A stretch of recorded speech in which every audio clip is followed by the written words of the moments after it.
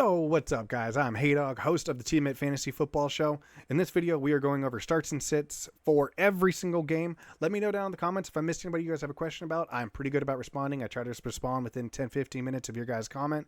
But on that note, guys, this is a long video. We're going to go over every single game. We're going to go over every single questionable player. And hey, if you guys this helps you guys out, make sure you guys hit that like button, hit that subscribe button. Really helps me out. Know that I'm helping you guys out, and I'll be doing this video way more often every week if I can.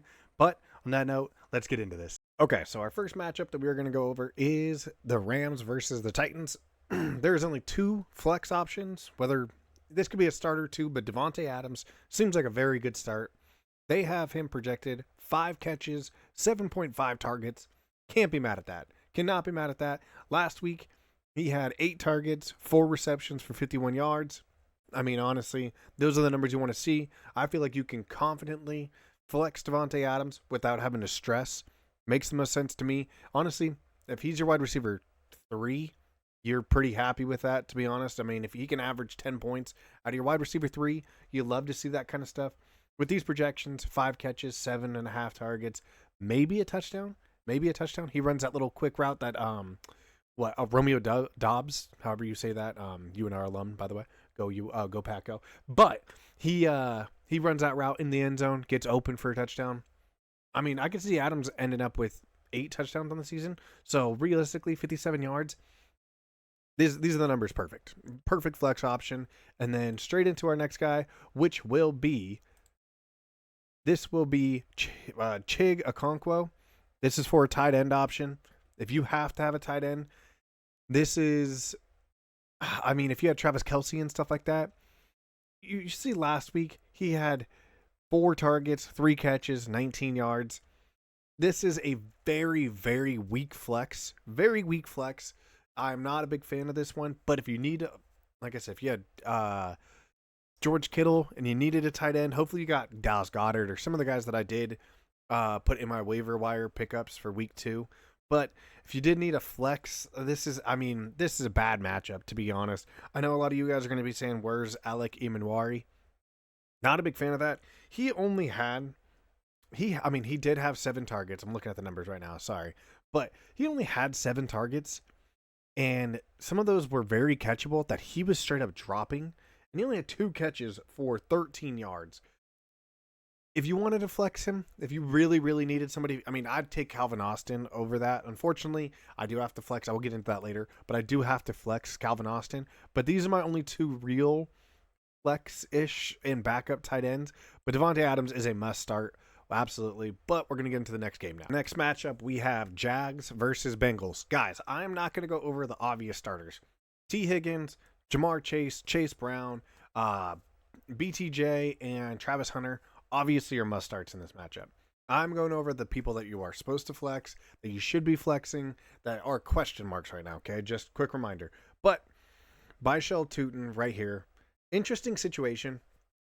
They just traded away, what's his face? Can't remember his name right now, but you know who I'm talking about, to the Eagles. And he becomes RB2 in this backfield. Now, if you guys watched week 1, I mean, realistically, Travis Etienne, RB1, he looked great. He was getting separation. He was doing everything that everybody was worried about. But Tootin is going to be more the receiving back. They have him projected to get at least 10 yards and projected to get 2 targets. Only 25 rushing yards. Now, this is a flex play that if you just don't have an option, this is a soft flex. This would not be a go-to for me. But it is it's difficult to gauge Tootin right now, strictly due to the fact that we don't know what he's about to be. We don't know how much ETN's really going to be ridden in this offense. ETN had a monster week, which, I mean, he could very well, especially against this Bengals defense, which the Bengals defense looked decent against the Browns, but that was also probably due more to the Browns wide receivers literally handing interceptions to the Bengals offense. But Byshell Tootin, a very soft flex, would not be a go-to. Then also you have De'Ami Brown. He had, what was it? He had 4 targets, 3 catches, 52 yards with a drop. But last week, the Jags went against the Panthers. Now they're going against a very offensive hungry, trying to prove a point Bengals offense. I think the Jags are going to have to be throwing the ball. De'Ami Brown, I would actually probably flex more than Byshell Tootin just this week. Only projected 4 targets. I think Trevor Lawrence is going to have to be throwing the ball up almost 40 times, unless Travis Etienne is just gashing him for yards. I think that Trevor Lawrence is going to have to be throwing the ball a ton to try to keep up with this Bengals offense. We all know the Bengals offense starts off slow, gets off hot. It's going to be week 4 or 5. That Bengals offense is going to be number 1 offense. So if you guys can trade for T. Higgins, Jamar Chase, Chase Brown, go do it now while their stock is low. Could help you definitely in the long run. But De'Ami Brown, I would start over Tootin just for this week. I think that he's going to actually have some decent catches. I'd probably put him close to like 5-6 catches. So if you want to take that on Prize Picks or Underdog, just saying. But this is, I almost guarantee he puts up 10 points. Then another tight end. I was trying to throw somebody else in here for the Bengals. I mean, the Bengals they live and die through 3 people on offense, realistically. I mean, it is T. Higgins, Jamar Chase, and Chase Brown. And then obviously Joe Burrow. But if you need another tight end, this is, Noah Fant last week had 5 targets, 4 catches, 26 yards, and a touchdown. Realistically, I don't see that happening this week again, but who knows? I mean, if they're struggling on offense again and Joe Burrow's having to check down a lot, Noah Fant could be the upside for that. I mean, last week the 1 touchdown saved his fantasy points. So I just wanted to throw in another player for you guys here. This is a very, very soft flex / another tight end, but just wanted to throw in at least a Bengals player onto this list. Next up, we have Browns versus the Ravens. So if you guys didn't see that video of me, the week 2 waiver wire pickups, go check out that video. I'm going to be posting those every single week, same as this one. Dylan Sampson. This guy had a great day. I'm pretty sure nobody started him unless you're in like a, what do you call it? A cut league or whatever that stuff's called. But man had 12 carries, only 29 rushing yards, which kind of does suck. But he had 8 targets, 8 receptions for 64 yards. I mean, this is the guy. If you have him, until he proves otherwise, even when Quinshon Judkins comes in, this is a guy you have to start. I mean, whether it's your RB2 slot or your flex position, this is a man that you have to start until he proves otherwise. 8 catches alone. He is probably got to be one of the best wide receivers of last week. I mean, 8 catches that's 14.4 points just on receiving alone. Mind you, it wasn't like a crazy day. He got 16 point something. Nothing too crazy, but holy cow. Joe Flacco can't move. If you guys watch that game at all, he can't move in that pocket. The Ravens are going to be bringing heat. This is checkdowns all day. Dylan Sampson must start. This is one of my very fews. If you can, either RB2 or flex the crap out of him. Now, Cedric Tillman, he had 8 targets, 5 catches, 52 yards, and a touchdown. Going against the Ravens, this is a very interesting situation. I would say a decent flex. Nothing, I'm not saying strong or crazy flex, but I feel like you could flex Tillman without, having to stress too much. They project him at 5 targets, 3 receptions, possible 40 yards.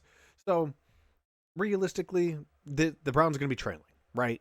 We don't see them keeping up with the Ravens, especially after seeing the Ravens against the Bills our defense. That Bills defense is good. It's just this Ravens offense is absolutely cracked. I see Derrick Henry rushing for another 120 yards. Lamar Jackson throwing for some touchdowns. He is a dude that you need to... Cedric Tillman, a flex. He's not a strong. He's not a soft. He's right in the middle. If you flex him, at least 8 points. Could be more. I really see his floor being 8 points. So, just in my opinion right here. Then you have the only person that I could really find that isn't an automatic. Zay Flowers, Derrick Henry, all those guys, automatic starts. DeAndre Hopkins is a very, very soft flex. I see Hopkins only being used for picking up first downs and, kind of like a jump ball, one-handed catch, DeAndre Hopkins touchdown, that kind of thing. Last week, 2 catches, 2 targets, 35 receiving yards, 1 touchdown. A majority of these receiving yards came on that one-handed catch. If you just don't have anybody you can flex, then I guess maybe plug DeAndre Hopkins in, but don't be surprised if he gets you 3 points. This is a very, very soft. I just wanted to throw a Ravens player on here, but don't start him. Okay, next matchup we have Bills versus Jets.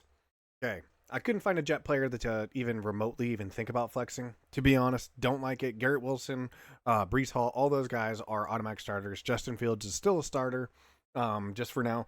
But Keon Coleman is an automatic starter. Josh Allen and James Cook, automatic starters, so I'm not going to go over them.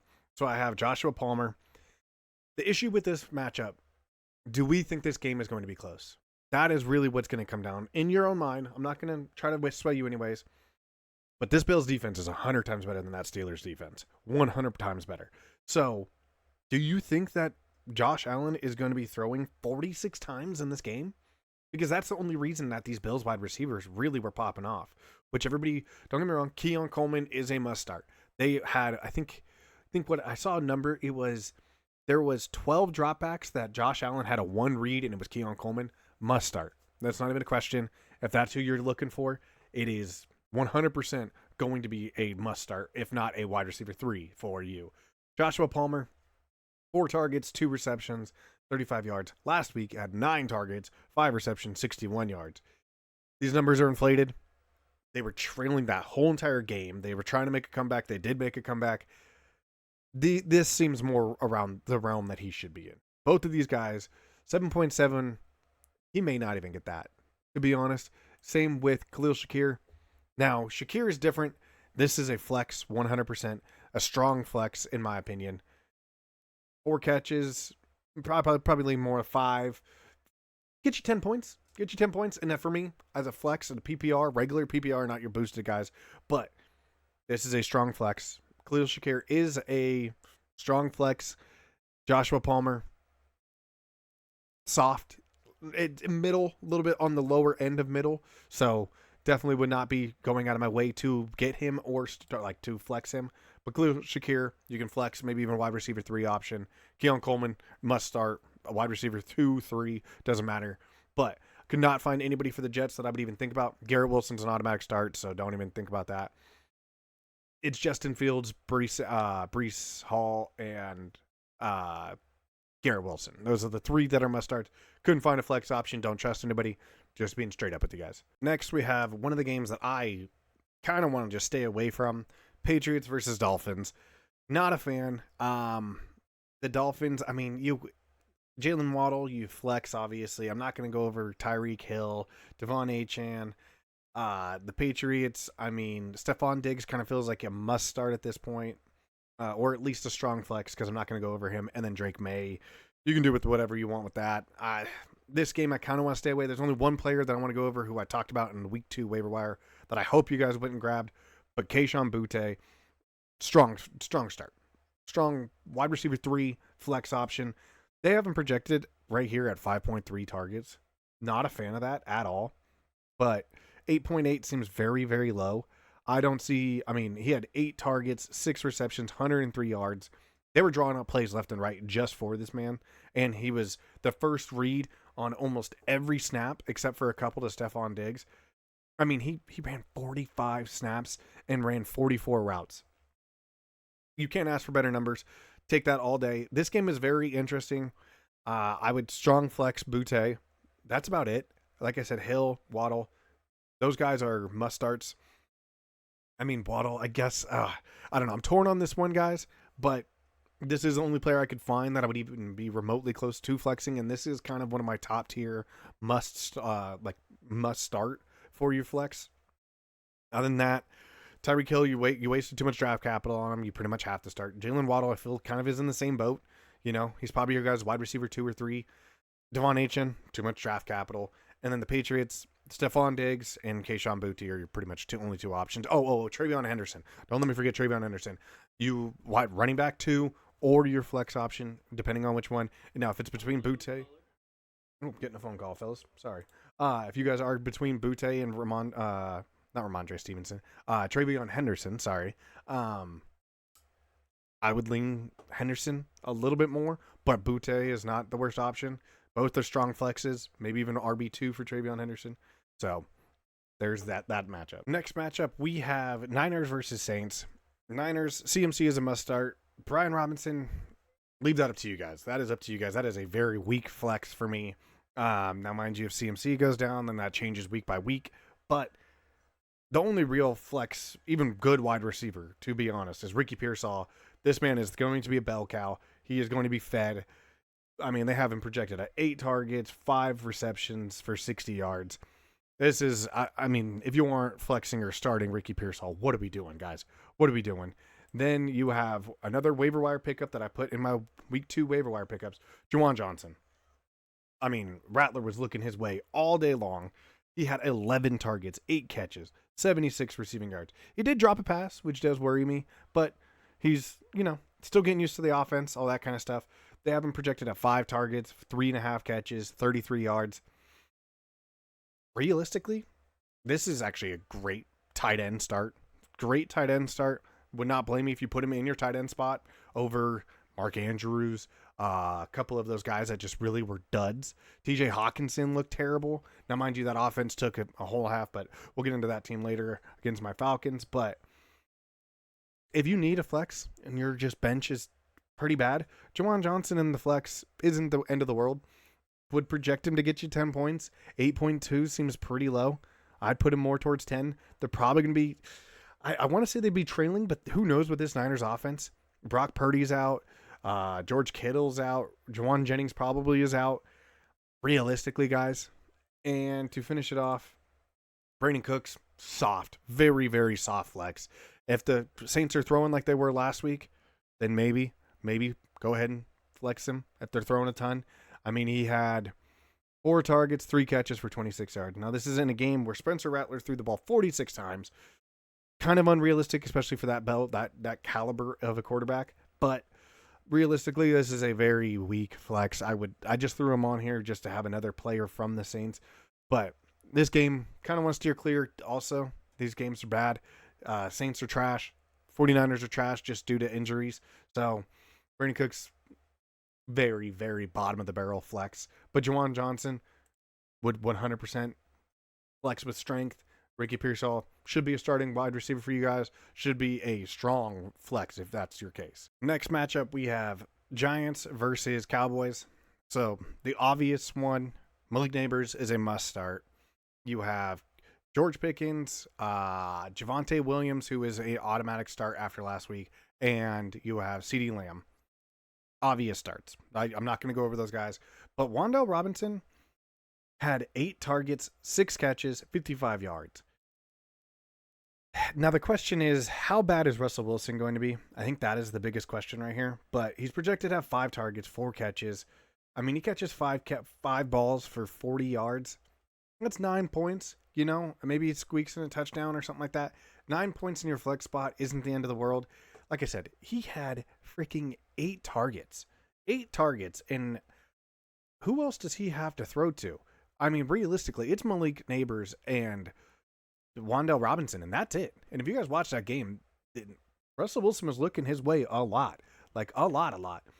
Good flex. Not going to say strong, but good flex. Tyron Tracy, his numbers were atrocious last week. Holy cow. 10 carries, 24 yards. He did have 2 catches for 11. I'd honestly start Wan'Dale Robinson over Tyron Tracy, to be honest. But this Cowboys defense is way worse than who actually the Giants just played. I can't think of it right now, of course. But with Micah Parsons gone, I feel like Tyron Tracy could bounce back. I mean, he's going to get hopefully like 42 yards, 42, maybe 50 yards and a couple of catches. So maybe get you 9 points. I mean, Wan'Dale Robinson and Tyron Tracy are kind of in the exact same boat. I'd put them both at 9, maybe 10 points. So both good flexes, not great flexes. Now, a guy that I have been asked about actually a decent amount was Miles Sanders. Don't forget, Miles Sanders had 53 rushing yards on 4 carries. One of those rushes was for 49 yards. So 3 carries for 4 yards, other than that one big run. This is a trap. This is a sit. 100% a sit. Cowboys offense, I mean, and Jake Ferguson. You obviously are going to start Jake Ferguson at this point. I'm guessing he's already your tight end one. Yeah, I mean, if he's a flex option for you, if you already have a tight end and Jake Ferguson, I would flex Jake Ferguson. I'm just not going to show you his numbers, but he's going to get his points. The issue with the Cowboys right now is I feel like they're still trying to find an identity. You know, they don't have that bell cow running back. I mean, don't get me wrong, Javonte Williams had 15 carries for 54 yards and 2 touchdowns. That's not great, to be honest. I mean, realistically, that's averaging just over 3 yards a carry. I don't know. For me, the Cowboys' offense is start the big dogs. So, like I said, George Pickens, CeeDee Lamb, and Javonte Williams, and kind of just let this Cowboys find their offense, and then you can figure out where you want to go from there. Now we have Bears-Lions. This one is interesting. Omodeus Zaccheaus had 6 targets, 4 catches, 42 yards. This is a flex, like a dead square 50-50. If you don't have another option, you can kind of flex him with a little bit of strength. I think the Bears are going to be trailing him or just trying to play keep up the whole entire game. DeAndre Swift and all of them, they're going to be doing what they do best. I just don't know if you can trust him, to be honest. 3 targets, too. I mean, the Bears blew that lead tough, so it is very hard to project if they are going to be throwing as much or if they're going to be leaning more towards Swift. I don't know.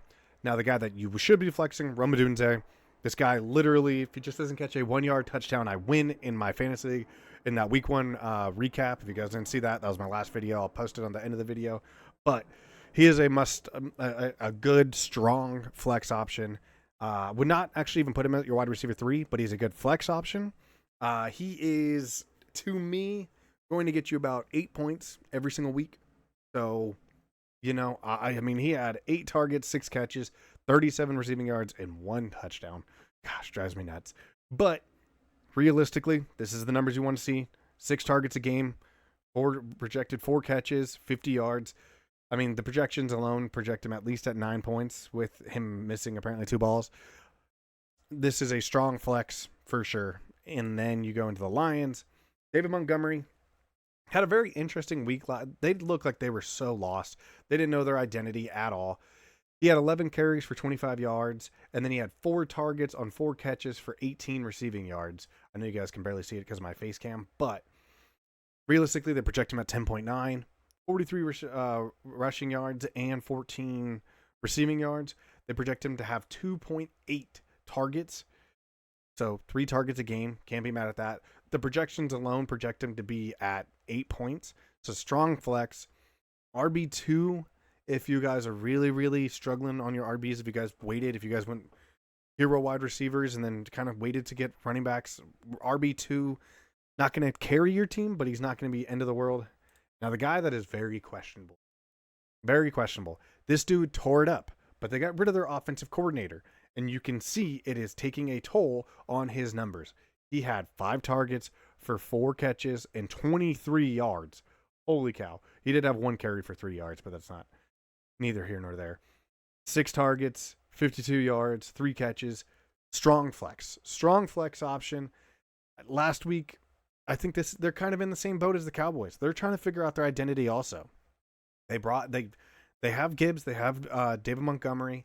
They have the wide receivers. Jared Goff looked like he struggled a little bit last week. Strong flex. I would put him not above Rome Odunze, to be honest, which is kind of crazy. I would never thought I'd say that. I'd put Rome and then Jameson Williams just underneath. So that would be a good flex. Not very strong, but still would flex him. Next matchup, we have Steelers versus the Seahawks. Now, this matchup, guys, so JSN, Kenneth Gainwell, Zach Charbonnet. Kenneth, K9, goodness. A flex option for sure. Maybe an RB2. I didn't like what I saw last week, but I don't want to go over him because you wasted too much draft capital on him. You kind of have to start him. Zach Charbonnet looks like he is RB1. Just going to go over that real quick. Now, the Seahawks, they are run, play action. Run, play action. Run, play action. Holy cow. Cooper Kupp scares me. He had 3 targets, 2 catches for 15 yards. My goodness. I don't know what to think about the Seahawks offense. The wide receivers alone scare me. They have him projected at almost 5 targets with 3.5 catches for 35 yards. I don't know. I don't know. This is a very bad flex option to you could flex him. I get it. I have him in my guillotine league, and I really wish I didn't, to be honest. But if you don't have another option, then yeah. If if your rest of your bench is terrible, you could maybe hope for 5 to 10 points from him. But this Seahawks offense looks like they want to run. They play old school ball. They control the clock. This is what scares me the most. Kenneth Gainwell, he had 7 carries for 19 yards and then 3 targets with 3 catches for 4 yards. Now they're exact same boat as Cooper Kupp. Gonna get targets, gonna get some carries, could get you 5 to 10 points. I mean, realistically, it kind of feels like this is Jaylen Warren's backfield. Caleb Johnson is kind of irrelevant at this point right now. Both are kind of in the position where if you don't have anybody else you could flex. These guys, this could be a very, very low-scoring game. Unless the Steelers decide to throw it like they did last week, then maybe we have a little shootout going on. But right now, historically, Seahawks love time of possession. Steelers love time of possession. So we should see. Now, unfortunately, I have Calvin Austin that I have to start in the Teammate Fantasy Football League. I didn't see that week 1 recap. Went over the fab, everything like that. I have to start Calvin Austin in my flex with Jawan Jennings out. I have a bunch of backup running backs, but they project him to get 5.7 targets with 40 yards. I mean, last week he had 6 targets, 4 catches, 70 yards, and a touchdown. If I could, I wouldn't flex him. He's right in dead square in the middle. I put him at a flex, not a good, not a bad. He is right dead square in the middle. I'm praying he gets me 8 points, which is still better than what Jawan Jennings got me last week. But definitely a guy that I wish I didn't have to flex, but it's the only option. He's decent. He's decent. Like I said, nothing crazy. And you have Jonnu Smith. Very interesting right here. So obviously you have Pat Freiermuth, who is tight end technically 1, but Jonnu Smith did outscore him. He had 6 targets, 5 receptions for 15 yards and a touchdown. Like I said, this is kind of on the lower end of bad flex. So he's bad flex. I mean, if you needed to start a tight end, he's not the worst option. This matchup is one that I would want to stay away from, but Calvin Austin is my best flex option. So one that I would want to stay away from, but I kind of don't have that option. So if you don't have to flex any of these guys, I wouldn't. But if you do, you can kind of project to be like 5-10 points on any of these 4 guys that I just showed you. So that's this kind of matchup, and hopefully it's not a time of possession kind of game. Next up, we have Colts versus Broncos. This is a very weird matchup because the Broncos struggled against the Titans, and then the Colts blew out the Dolphins. So which one is actually real? I don't know, because I thought the Broncos were going to be just blowing out the Titans, but didn't happen. Bo Nix looked terrible. But you have Troy Franklin. Honestly, he had 6 targets, 4 catches for 44 yards.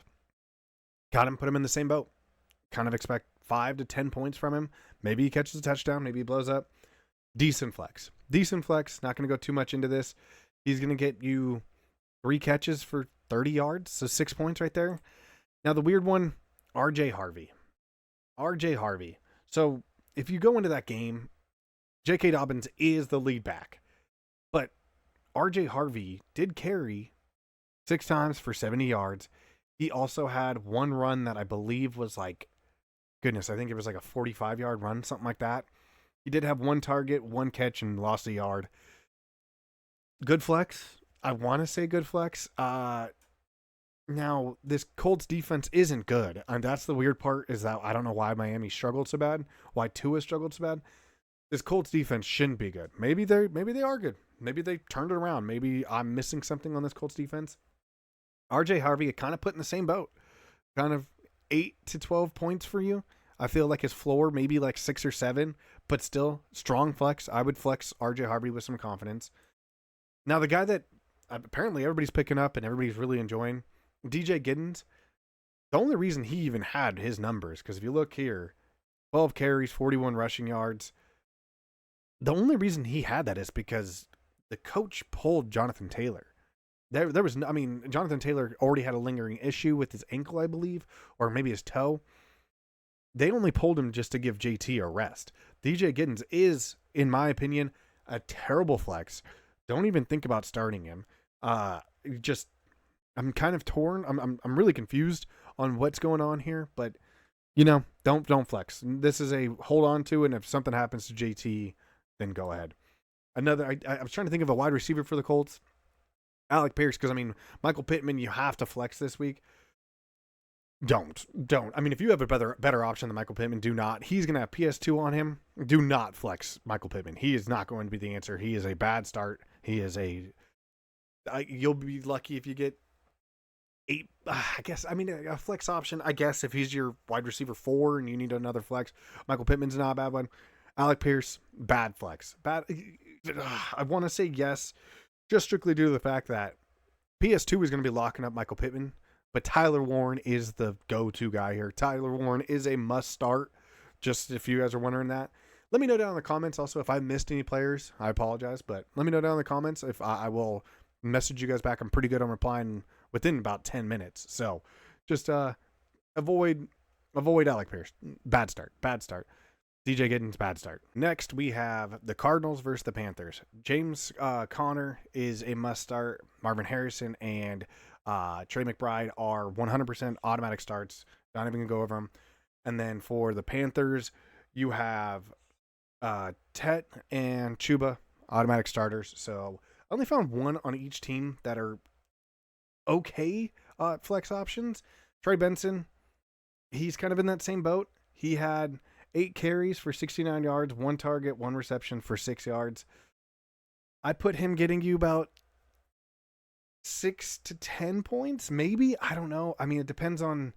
They should be tearing up this Panthers defense. This Panthers defense is terrible. So Trey Benson, I kind of put in the middle of good flex. I don't know. It just depends on how much James Conner is actually going to be really carrying and stuff like that. Good flex, nothing crazy. Wouldn't be mad at you if you flexed him, but also then you also have Xavier Legette. He's the only guy, 6 targets, 3 receptions for 10 yards. Now, mind you, Bryce Young looked terrible. He's going to get targets.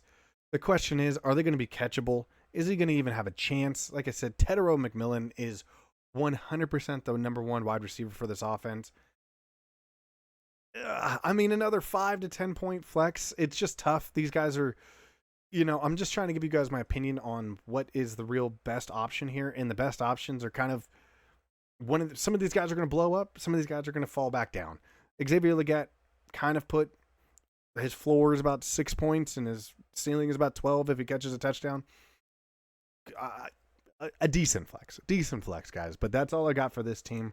It's a weird matchup. Both teams suck. Don't really know where they're going to go, and the offense needs to figure it out on both sides. Okay, so now we have one that is interesting. Eagles versus Chiefs. Now, Devontae Smith, A.J. Brown, Saquon Barkley, Jalen Hurts, all must-starts. It sucks because they're just run heavy, but Jahan Dotson ends up leading the Eagles in receiving yards with 3 catches and 59 yards, sorry. This is a tough one. I honestly don't know.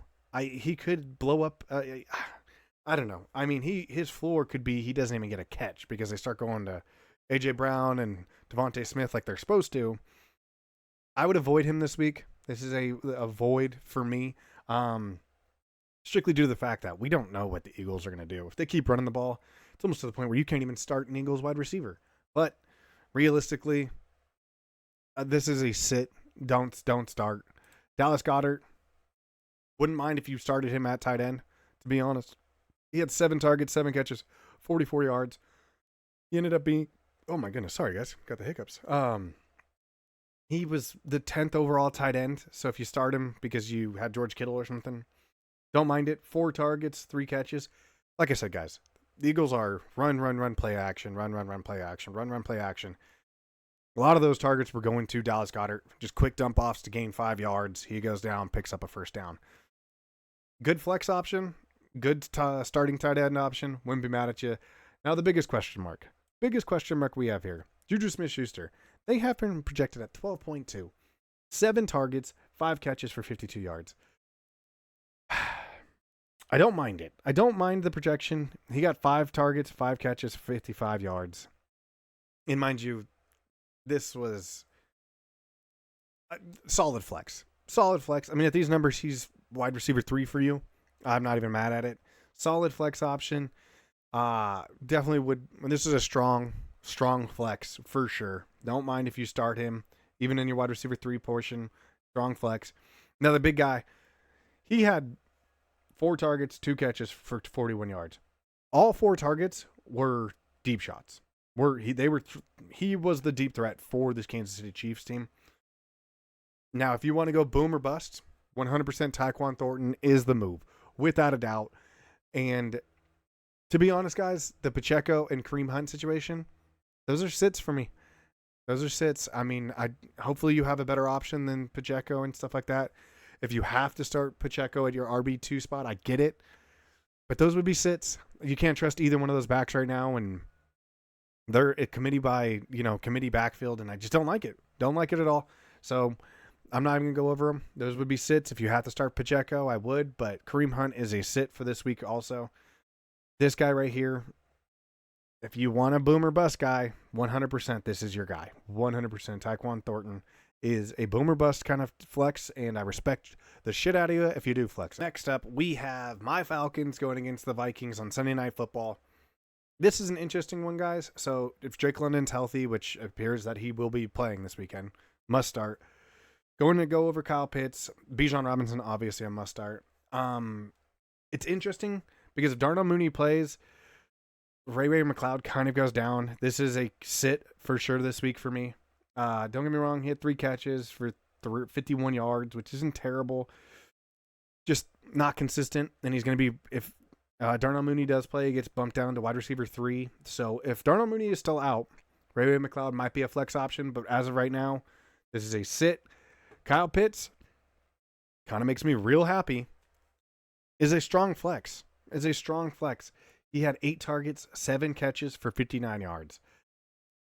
Hey, Michael Penix and Pitts go golfing together, guys. I don't know what to tell you, man. This is weekly ranked, tight end 11. I mean, a strong flex if you don't have any other option. Depending on who your tight end is. I mean, you got DJ Hawkinson, you got that kind of stuff.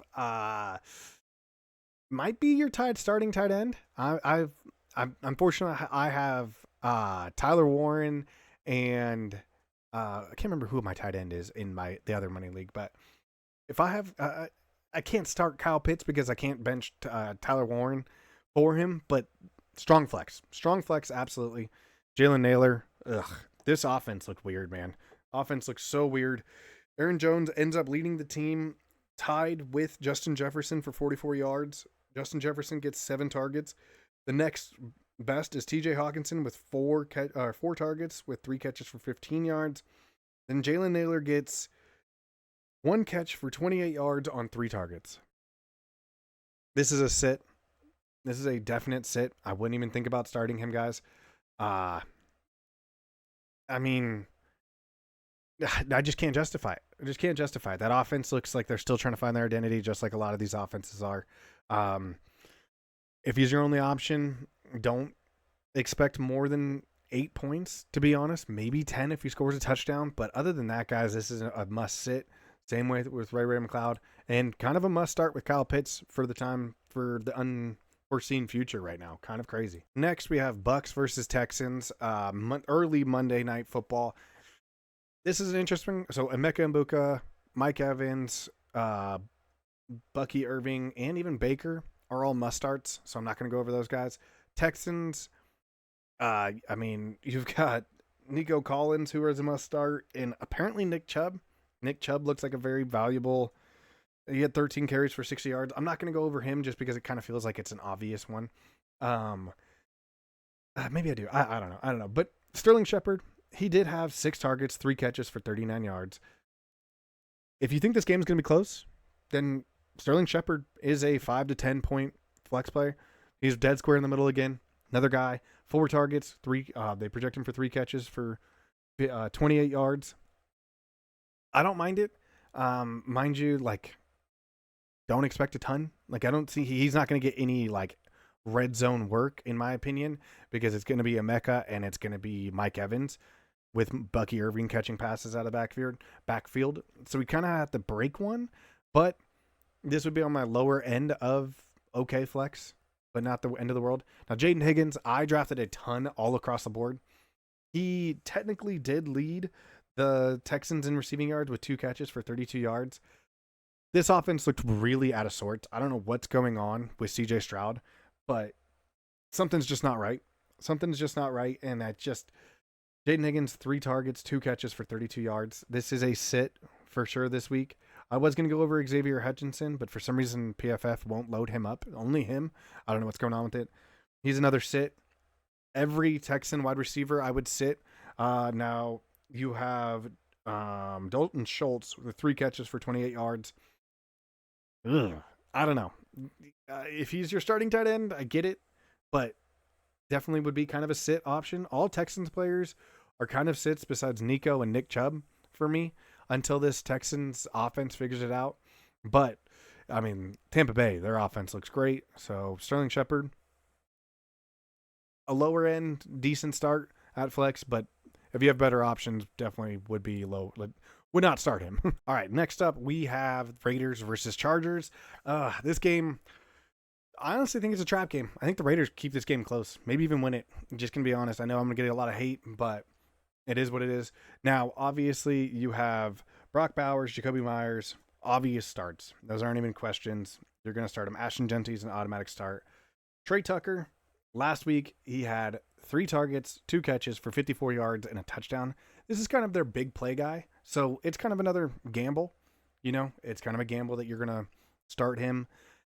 The problem is, guys, it's Brock Bowers. Brock Bowers has, it was 8 targets. Jacoby Myers has 10 targets.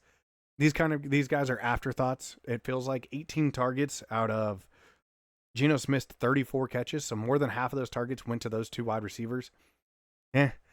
Like I said, this would be a lower end start. This is a bad start for a flex position. Same with Deontay Thornton. Now, the difference between Deontay Thornton and Trey Tucker, Deontay Thornton's big.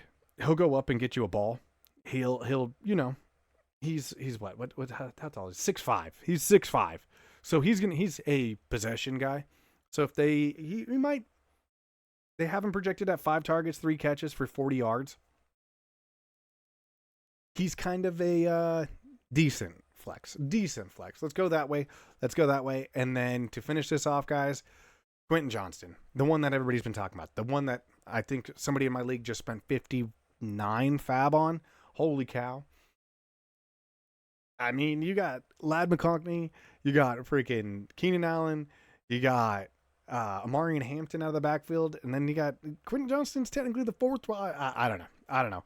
For me, decent to good flex for sure. This week you have to start him in your flex position. I get it. Just not a big fan of it, guys. Got to be honest. Not a big fan of it. But on that note, guys, that's going to be it for the video. Make sure you guys comment if I missed anybody that you guys have questions about. I will be answering them as fast as possible. And make sure you guys subscribe. Would really appreciate if you guys subscribe if this helped you guys out. I'm doing this every week. The feedback really helps me and lets me know that you guys want to see more of these videos. But on that note, guys, love you guys. Appreciate you guys. Hey, dog, out. Deuces.